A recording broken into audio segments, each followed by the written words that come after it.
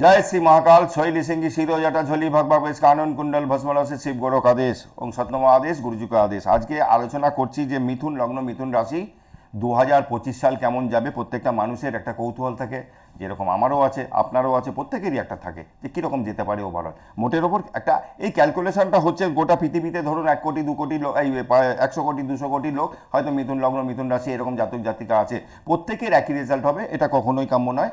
এটা ইন্ডিভিজুয়াল চার্টের ওপর অনেকটা ডিপেন্ড করে, আপনার কী দশা চলছে, কোন হাউসে কোন প্ল্যানেট বসে আছে, কোন নক্ষত্রে আছে, এটা বিস্তারিত অনেক কিছু লাগে দেখতে গেলে। এটা মোটের ওপর একটা কীরকম যেতে পারে। যেহেতু আপনাদের আগামী 15ই মে বৃহস্পতি মিথুন রাশিতে আসবে বা মিথুন লগ্নের জাতক জাতিকা যারা আছে তাদের কিন্তু নতুন করে সন্তান প্রাপ্তির যোগ যেরকম থাকবে, পাশাপাশি তাদের বিবাহ যোগ থাকবে, ভাগ্যোন্নতি যোগ থাকছে।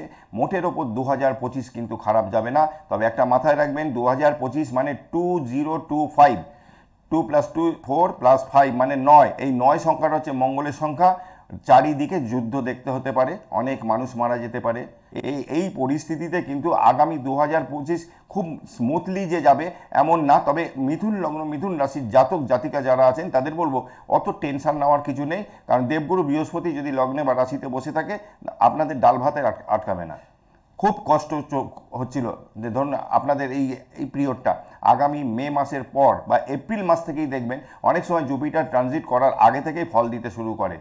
তবে 2025-এ কিন্তু আপনাদের খুব খারাপ যাবে না। মিথুন লগ্ন মিথুন রাশির জাতক জাতিকা সন্তান প্রাপ্তি যাদের হচ্ছে না দীর্ঘদিন, তারা চেষ্টা করুন।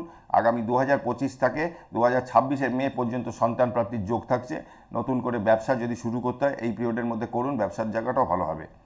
আজকে শেষ করছি এখানে, আবারও আসবো আপনাদের সামনে। জয় মা তারা, জয় জয় তারা। তার আগে বলে দিই, উত্তরবঙ্গে এই 17 তারিখ থেকে 21 তারিখ অবধি আমি উত্তরবঙ্গে থাকছি। যারা উত্তরবঙ্গের মানুষ আছেন তারা যদি যোগাযোগ করতে চান, আমার স্ক্রিনে বুকিং নাম্বার যায় 8420576049, এই নাম্বারে আমাকে বুকিং করে নেবেন। ভালো থাকবেন, জয় মা তারা।